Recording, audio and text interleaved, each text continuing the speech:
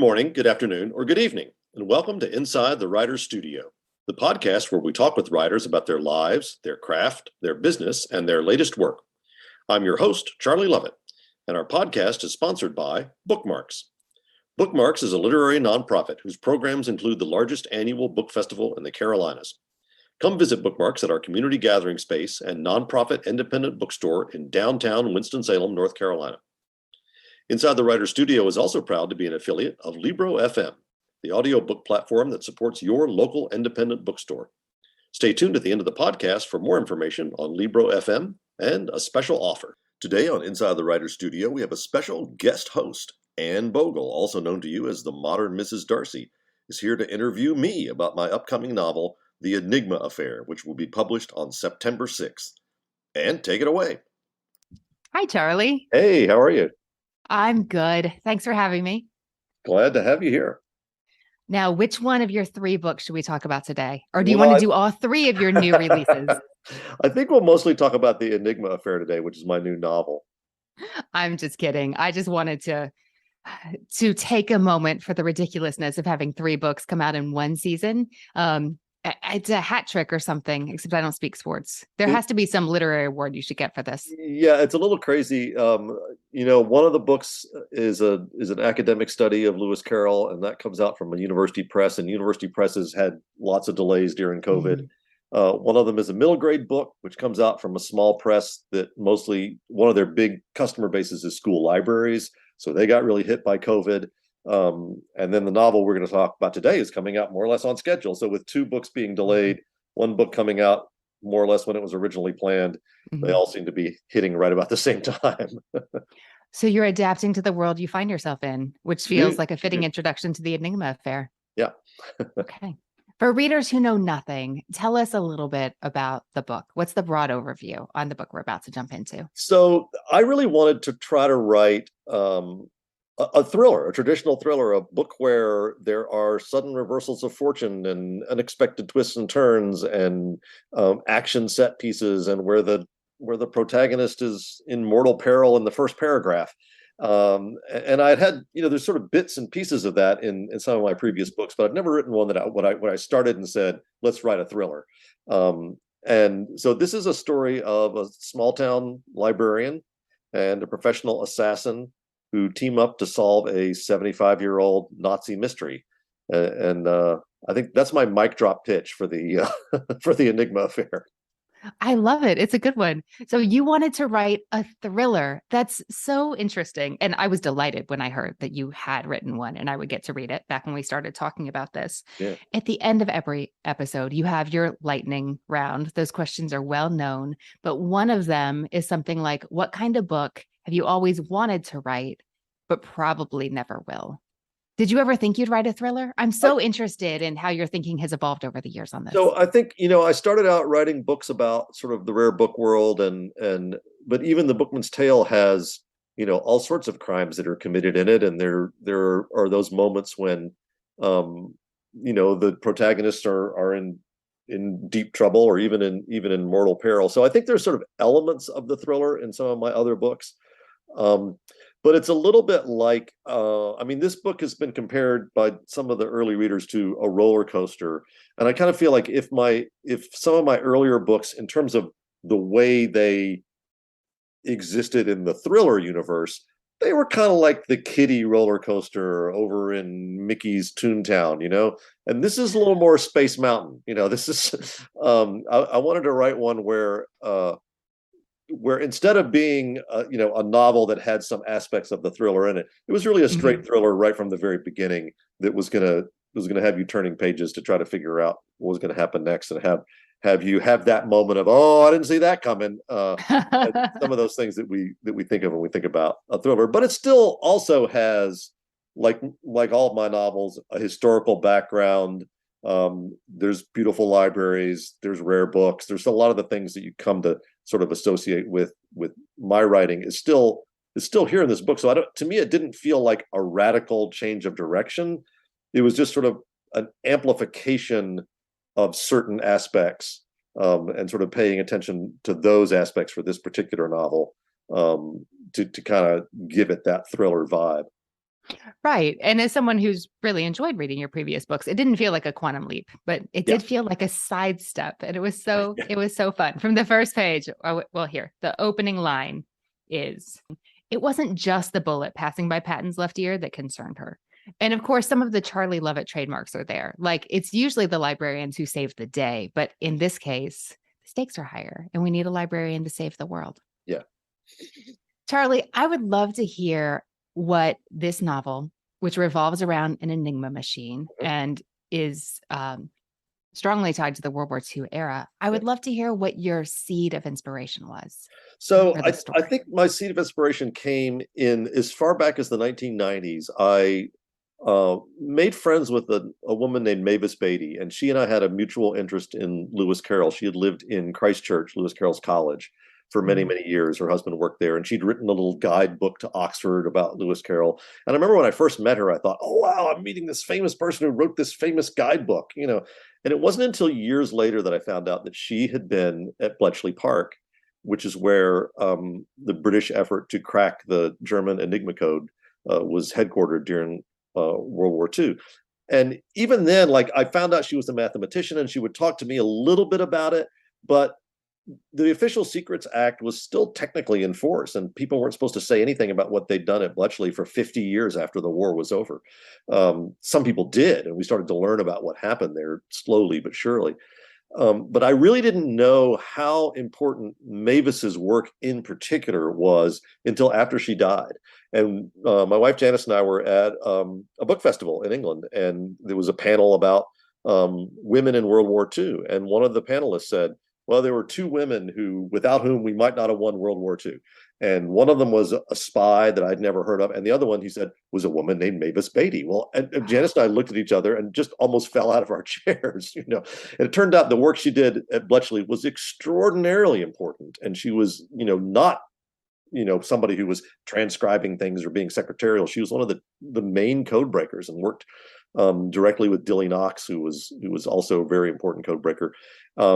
And so we've been back to Bletchley Park many times over the years. And the first time we went there, it was just kind of this decrepit place. Now it's been fixed up as a museum, and you walk around at the displays and you see pictures of Mavis in several different places and things about her and explanations of some of the ideas that she came up with. So I think it was really knowing her and that introduction to Bletchley, and then having gone to Bletchley and just being amazed by the heroism of mathematics and logical thinking, and just simply trying to outthink the guy at the other end of the code machine, you know. It's a different kind of heroism than we sometimes think of in wartime, and yet it was extraordinarily important.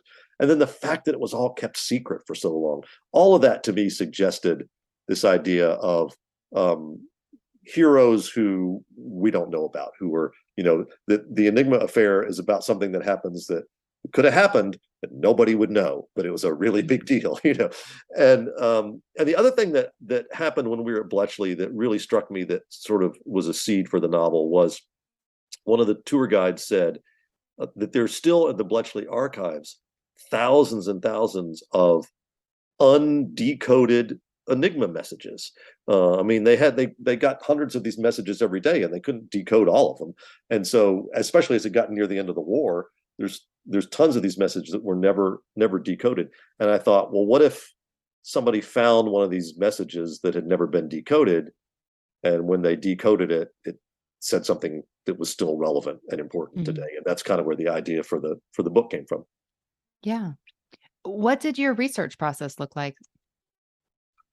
Well, there's several aspects of the research of this book. One was being sure I got the Enigma part right. If I was going to have somebody use 1940s technology to crack an Enigma code, I had to understand how they did it. And I am not a world-class mathematician. You know, I'm not Alan Turing. I'm not the creator of computer science.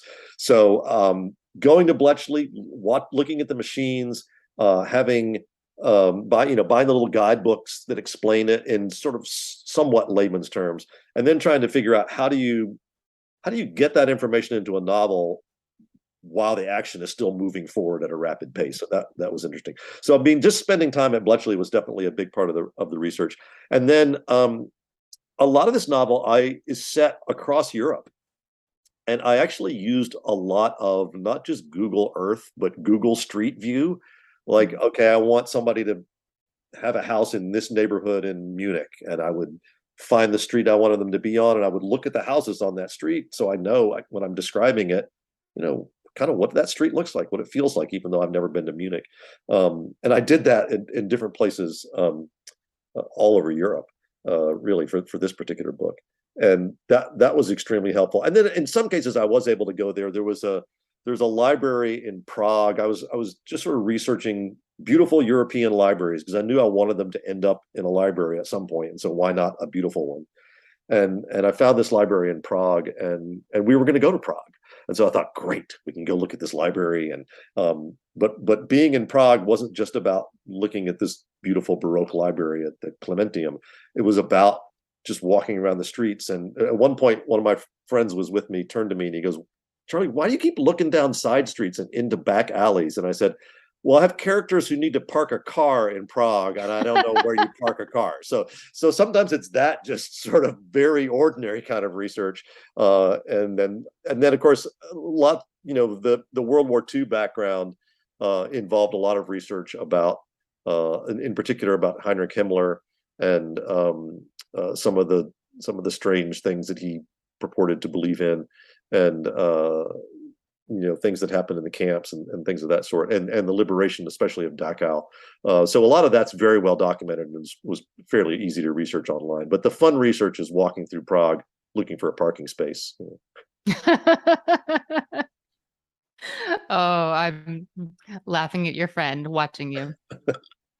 So many readers enjoy historical fiction because it brings the history they know to life and exposes them to aspects of history that they never learned back in school or even as an adult reading nonfiction books because they want to. I'm so curious to hear if there were parts of history that were previously hidden to you that you learned along the way researching this book. Oh, absolutely. I mean, first of all, everything about Bletchley and Enigma, I mean, the first pieces that were written about that publicly weren't until the 1970s, again, because of the Official Secrets Act. And really, it certainly wasn't understood widely for a lot longer than that. I mean, I think there was a film that came out in the late 90s or early 2000s called Enigma, in which one of the characters, Mavis, said the actress came and talked to her and interviewed her to talk to her about what life was like at Bletchley. But so that was certainly a whole aspect of World War II, and really even broader than that, the whole sort of intelligence, counterintelligence aspect of World War II, which we're seeing more and more films about, was something I certainly didn't learn about in school or in college, because in many cases we simply didn't know about it yet because it had been kept secret. It was classified files, and there's so many incredible stories, and I'm so fascinated by the ingenuity of people who would think of, for instance, putting in fake invasion plans onto a dead body and inventing an entire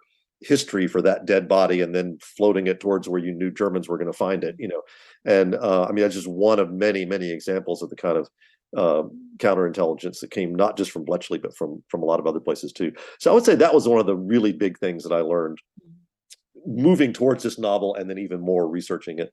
And then also I knew that some of the high-level Nazis had been fascinated by occultism and some of those kind of things, but I didn't really know very many details of that. And without giving away any spoilers, there was certainly one area that I discovered that Heinrich Himmler was fascinated by, and he sort of fell for a couple of charlatans convincing him that they could accomplish this task for him. And I found that really interesting because it's one thing to say, well, I believe in this occult magical thing. It's another thing to as a powerful Nazi leader, hire somebody who says they're going to do that for you, and then it's yet another thing to, when that turns out to be a complete fake, hire some other guy who says he's going to do it for you, and that one turns out to be. So it was a little eye-opening in terms of just what lengths they were willing to go to sort of pursue these occult interests and beliefs.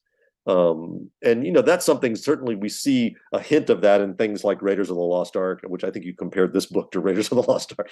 It's true. it was not something that I knew very much about or something that I learned very much about in school. So there's certainly, I mean, sometimes I think, how can we write more books about the unknown heroes of World War II? We must know them all by now. And I think the answer is we don't. I mean, it was a massive worldwide effort, and there were people of great creativity and ingenuity who did a lot of things that helped to win the war that didn't have anything to do with weapons, or battles. Yeah.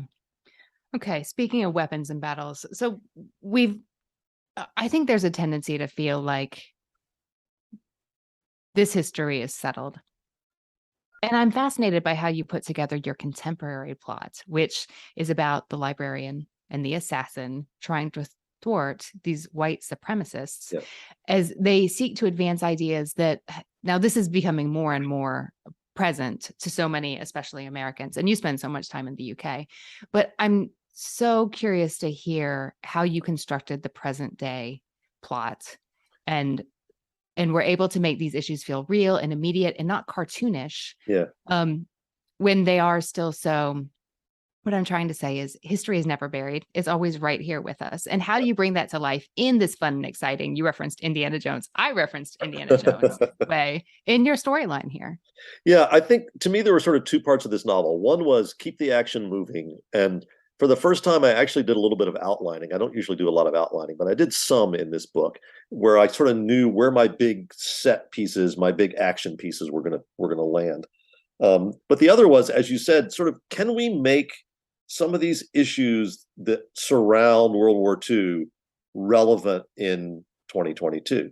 And sadly, we can.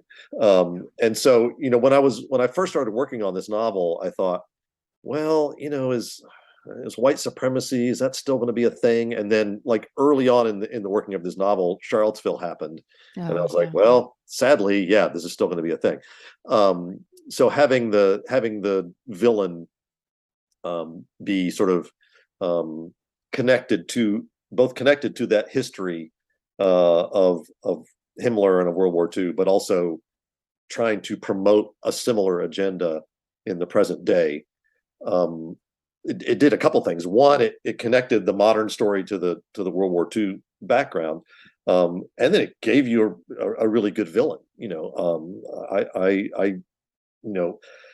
don't want to revel in the joy of racism, but creating a villain who was like that was, there's a lot of moral gray area in this novel. I don't think there's much moral gray area in dealing with our villain, at least not for me.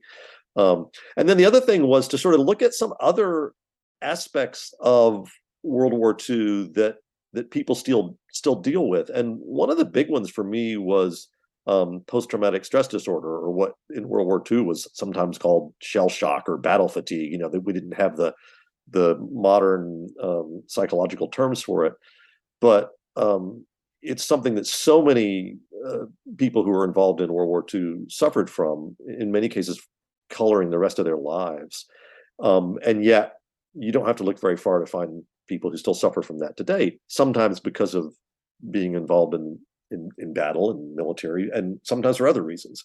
And so my two main contemporary characters, but as you say, the librarian and the assassin, both suffer from PTSD, and for different reasons, but having to do with trauma that they've had in their past. And to me, that was another way to kind of it gives the characters a hurdle that they have to get over, because you're always at risk of being in a situation that's going to trigger that sense of horror, that sense of fear, a flashback, all the different things that can be triggered. And when you throw these characters into the roller coaster that is a thriller, they're going to be in those situations where you're not sure, are they going to be able to, how are they going to deal with it? And the two characters sort of deal with their PTSD in different ways. And so that was another way to get something sort of from World War II kind of connected to the modern story. And then I was thinking about this the other day. I think a third one, I didn't do this one really intentionally, but this whole issue of leaders believing crazy stuff and convincing people of it, and people selling leaders on stuff that they can't really deliver. I mean, the ways that these people tried to convince Himmler that they could do these occult things that he wanted them to do, they're some of us would call that fake news nowadays, Mm. So I don't know that is completely irrelevant, but I think especially just the issues of dealing with white supremacy ideas and philosophies, and dealing with PTSD. Those were two things that to me are still really, really relevant and could resonate in World War II and could resonate in the present day. And there's one character who is around for a little bit of the novel who is a World War II veteran in the present day and who also suffers from PTSD. So you kind of see it on several different levels. In your novel, part of the plot revolves around the villain using once cherished works of literature to devious ends. And I would just love to hear you talk a little bit about putting that story together. Did you feel a righteous indignation that your fictional character was trying to use the books you cherished in this way? So, I've had characters in previous books who have stolen books from libraries or from booksellers.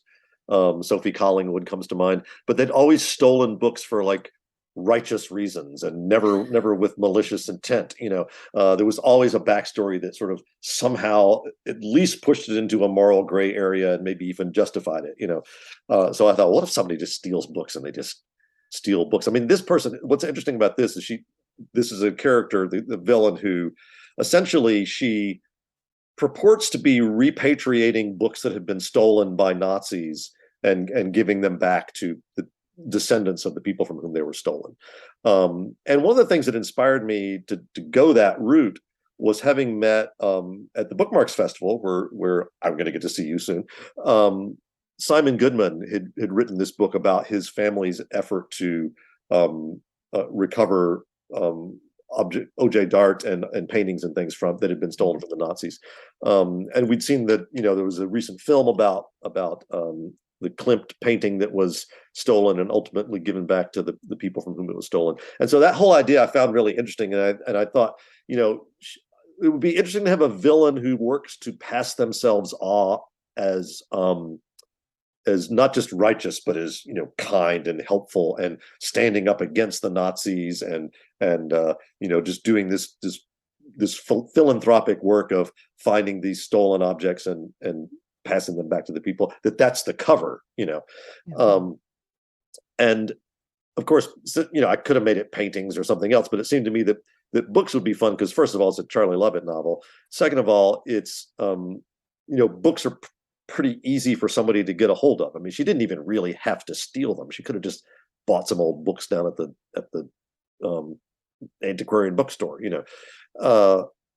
and also I didn't think anybody had ever really done anything with that. And I think that may be one place where I kind of push reality a little bit, because Nazis were more famous for burning books than they were for stealing them. But we do know that Himmler, for instance, had this library of something like 11,000 volumes of occult works, and I've got to think that he must have stolen some of those from other people's collections. So that was another way that the modern story could connect with the old story. We have, in both cases, we have the villains stealing books, and it also gave me this kind of fun opportunity, because once I decided to do that, I thought, well, somebody who suspects this plot is going to have to go down the rabbit hole of detecting forgeries. And who do we know who's good at detecting forgeries? And I thought, good old Peter Byerly. Maybe it's time to have him come back. So Peter Byerly was the hero of my first novel, The Bookman's Tale, which was concerned with a literary artifact that may or may not be a forgery. And people, ever since that book came out, almost 10 years ago, people have been saying, when are we going to hear more about Peter Byerly? When are we going to hear more? And so he's not the hero of this book. He's a minor character, but he does come back, and he helps to examine some of these purportedly repatriated books and try to figure out what the real origin of them is. I did love being able to check in on Peter. Yeah. Thank you for that. Are there any other Easter eggs that those who've read and enjoyed your previous work might want to keep an eye out for? Well, I mean, certainly Peter's presence is the big one, and there's a lot of little things about the interaction with Peter that I just sort of drop in there without full explanation, so that if you haven't read the book in its tale, you're not going to miss anything. It's just a character, and he lives in a place and has relationships and is interested in things and all the stuff that you would expect of a character. But if you had read Bookman's Tale, you're going to recognize some of those things and relationships and places.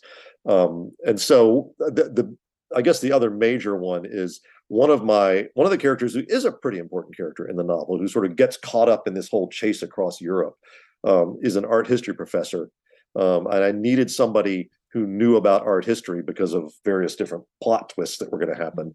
And so I thought, well, why not somebody who teaches at the same university where we met Peter Byerly? So we do get to go back to, not just to see Peter, but back to Ridgefield University, my fictional university in North Carolina. And then, I don't know that there are any other big Easter eggs although I may be forgetting some because I haven't read the book in a while, from my novels, but there are certainly things that people who know me or who have been involved in coming to my book events are going to recognize. I mean, the town that our hero Patton Harcourt lives in the North Carolina mountains.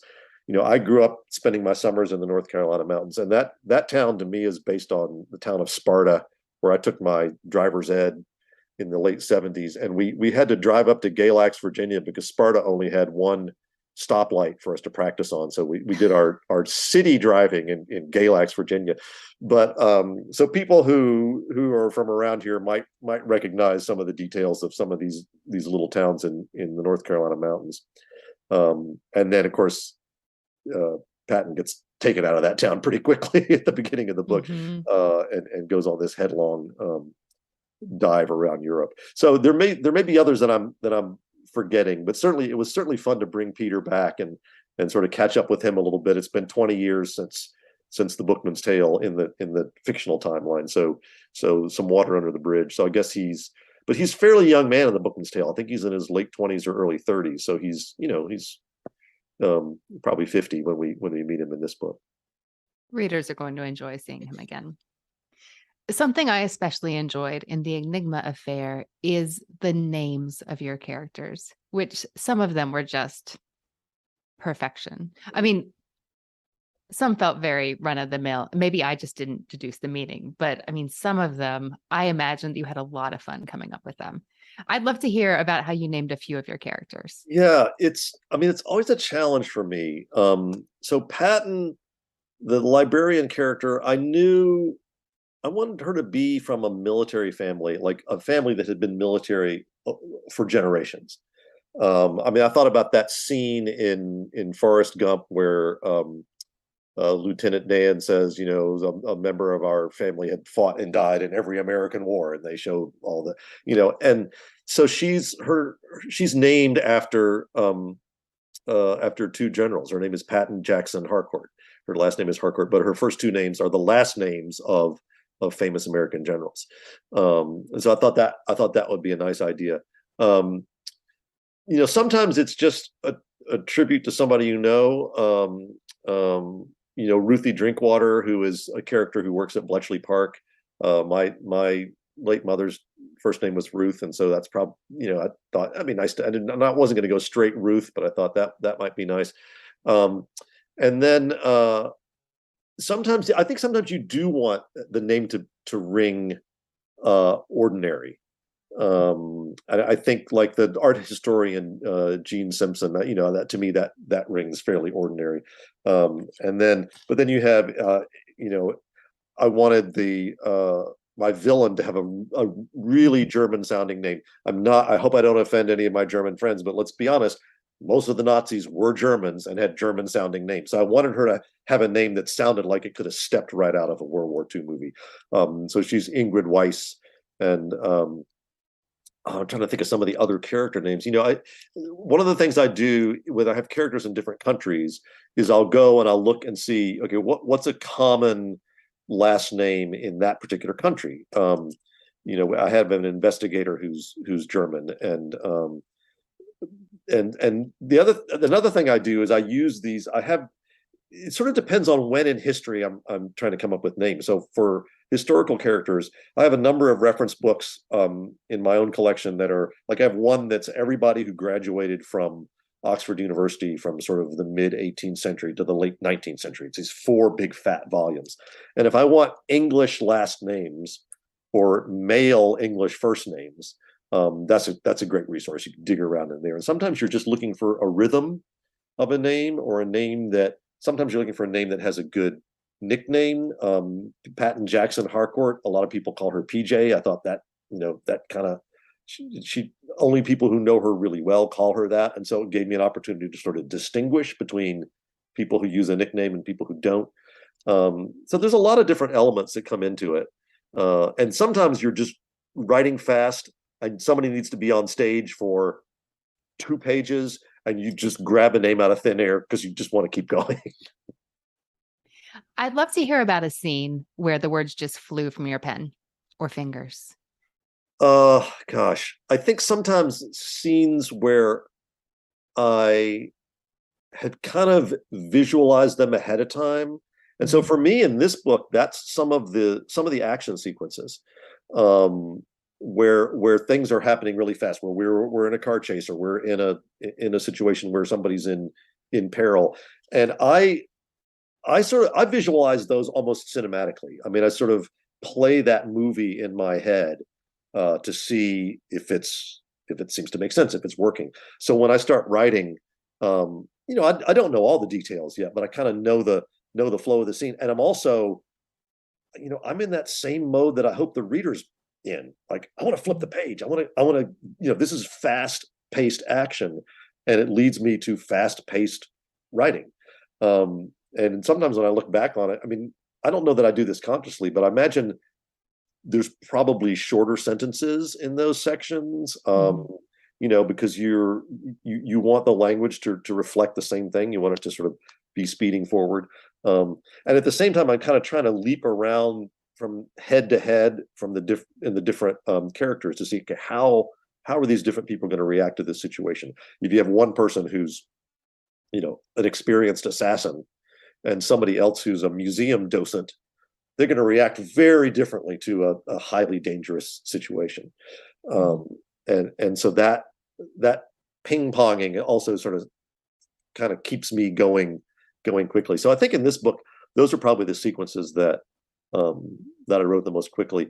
The last sequence in the book, when COVID hit, I had just finished the first full, really well finished draft of this book. And so when we thought it was just going to be, we're just going to be stuck at home for a couple of weeks and we can just twiddle our thumbs and do what we want. We were having lovely spring weather here in Winston-Salem, and my wife and I sat out on the back porch and I read her the manuscript, which I'd never done before. I'd never read it out loud to her. Usually I just hand it to her. And she said, the last 20 pages, and she had this one suggestion for the last 20 pages, and it was such a good suggestion. And I went back, and that went really quickly. I mean, I rewrote. It wasn't like rewriting. What did Janice say? Well, she said it was the first draft of that.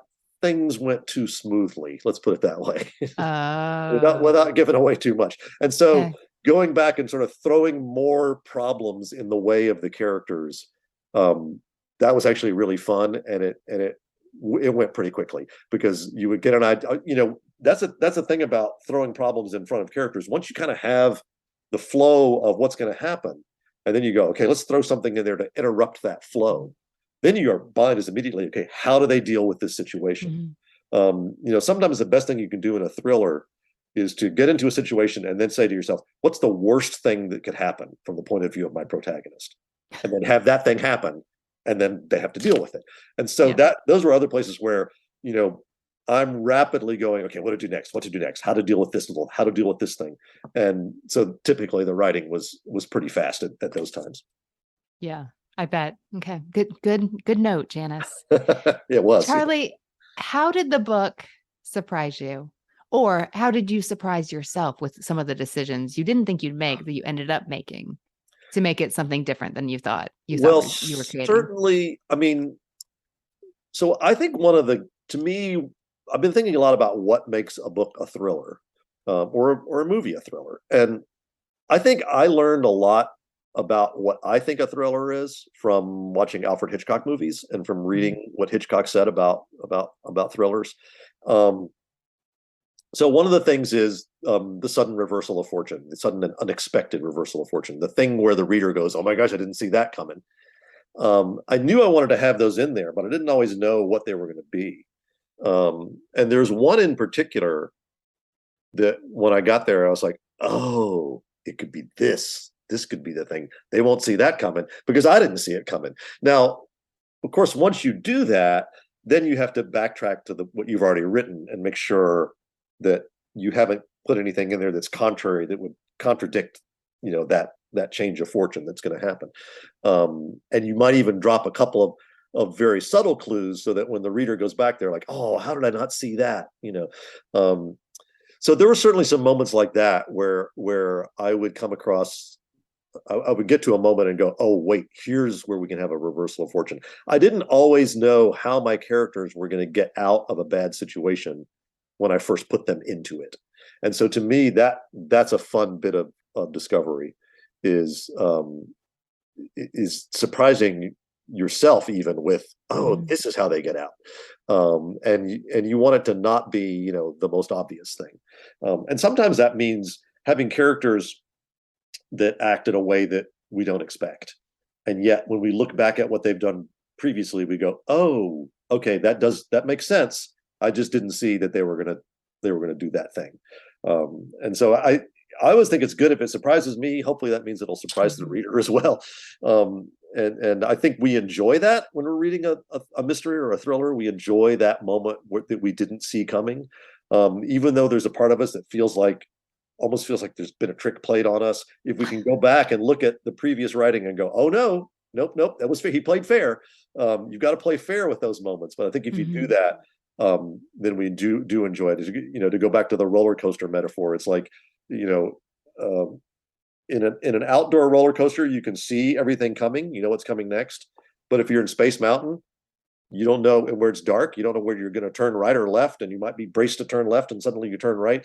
To me, that's the way a good thriller works. It's not just a roller coaster; it's a roller coaster in the dark. And those moments where suddenly it turned away I didn't necessarily expect were a lot of fun in the writing process. I was so scared of Space Mountain as a kid. My parents made me ride, and it was a lot of fun. I like that description, the roller coaster in the dark. Charlie, something that really surprised me was to turn the last page of the book and discover that you included a code with the words, "The End." And then you included this note: "For those who have an Enigma machine, the starting settings to decode the Enigma message and the section headings of this novel are," and then you give us codes for the plug board and the rotors and the rotor settings. And that blew my mind that you included. Tell me about choosing to include that note. So, at first I thought I did the chapter headings it's just the names of or the section headings are the names of the places where it takes place. So the first one is Alta Vista, which is my fictional town in North Carolina. And most of the rest of them are real places. There's one that says Prague, and there's one that says, I don't want to give away too many, but and so I thought those will just be the section headings.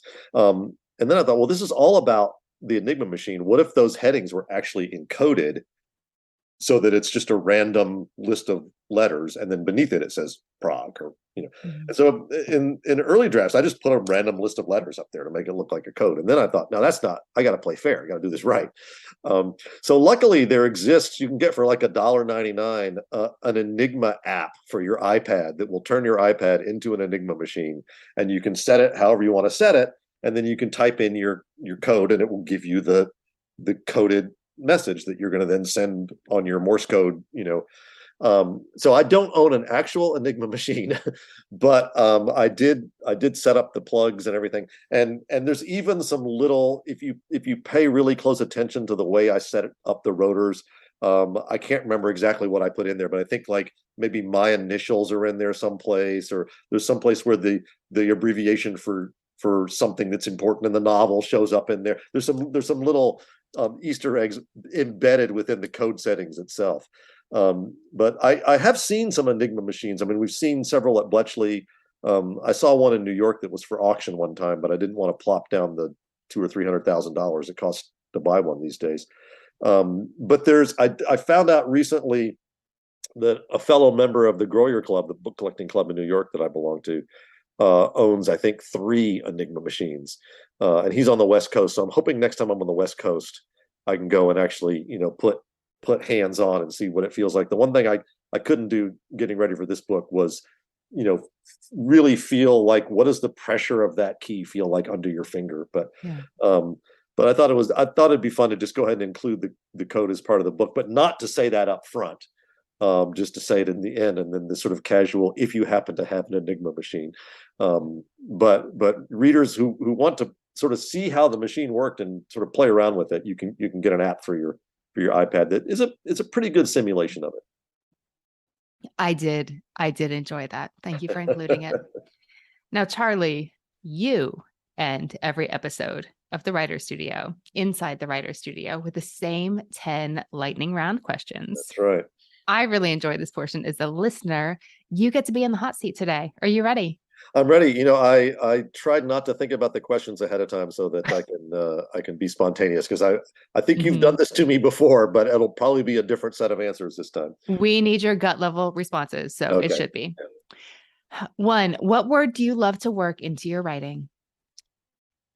The other day I was thinking about the fact that I don't know how well I work this into my writing, but I love the pair of words plethora and dearth. That there are 2 opposite words that sound so mellifluous, and that the one that means lots of things has 3 syllables, and the one that means not very much stuff only has 1 syllable. So I like that pair of words. I'll keep an eye out. What word do you hate to encounter in others' writing? I think what I hate to encounter is words that I don't think need to be there. Unnecessary modifiers, words like definitely and very and probably. I also don't like wishy-washy words like probably. Like it is or it isn't. If you don't know, then go back and find out, because you're the writer, you're inventing it. So I'm not crazy about probably. Where is your favorite place to write? I mostly write in my office at home, looking out over my back garden. It's not really a yard. We live in the woods. And I have written in lots of different places, but that's probably my favorite spot to write. Is that spot also your favorite spot to podcast? That's where I podcast from too. Yeah. Okay. Where could you never write? Someplace where there's a loud television playing or something like that. I like quiet. I don't mind. I mean, I could write if there's a little bit of, background white noise, or, in a coffee shop or something. I could probably write if I needed to. But if there's something that's loud enough that I can hear the words, that's going to be a no-go for me. To what rule of grammar do you pay least attention? Either ending sentences with prepositions, which is a sort of a made-up rule that came from trying to base English on Latin, I think. And also sentence fragments. I love a good sentence fragment. I think they can be very effective. What was the first book you remember reading? The first book I remember being able to read all by myself was Go Dog Go. It's a classic. What are you reading now? Oh gosh, now I'm reading we got the Bookmarks Festival coming up here in just about a month, and so I'm reading a lot of things for that. I just finished Jamie Ford's new book. We had him on the show, The Many Daughters of Afong Moy. I just finished. I'm reading Scott Turo's new book. I interviewed him yesterday. Suspect, it's called, and I just finished Grady Hendrix's new book, which is How to Sell a Haunted House. I love his title. So I'm reading up for the book festival. What book would you like to have written?